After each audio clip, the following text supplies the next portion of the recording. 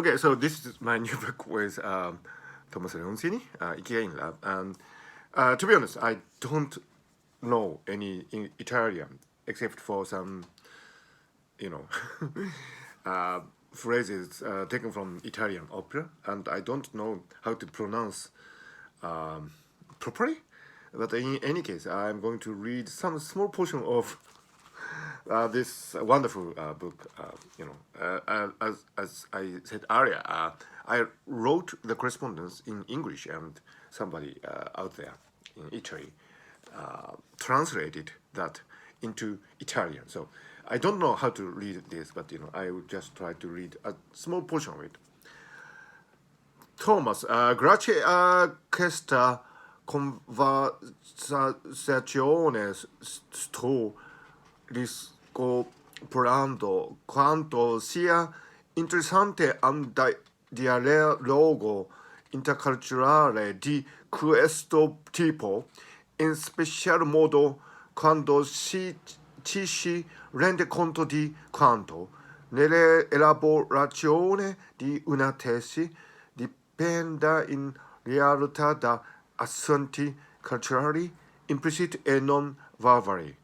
Trovo interessante quel che tu definisci come differenza di canoni di bellezza tra Occidente e Oriente. Quando ho parlato della traduzione proposta da Soseki Natsume per la frase inglese I love you, che diventa il corrispettivo giapponese di The moon is pretty, isn't it?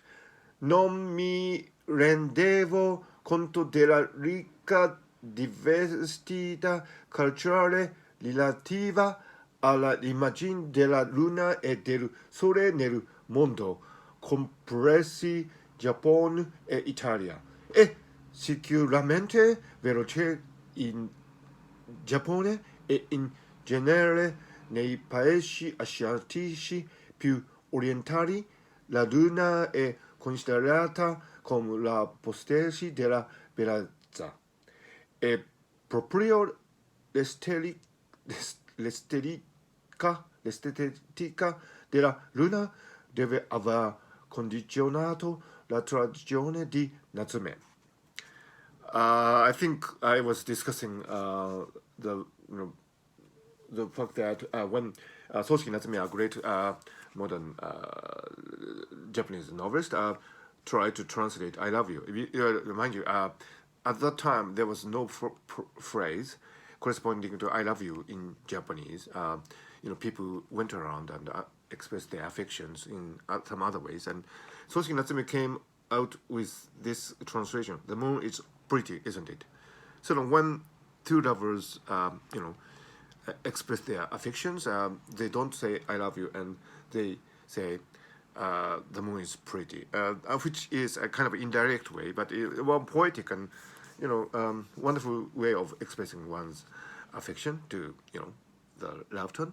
So I think that's very Japanese, and this indirect, subtle expression. So I think I'm discussing that, but I didn't really understand what I was reading, but I tried to do that. So thank you, Thomas, for this wonderful book, this wonderful opportunity, and I hope our readers in Italy would be able to get something from this book, Ikigai in Love, read by the author myself, Ken Mogi.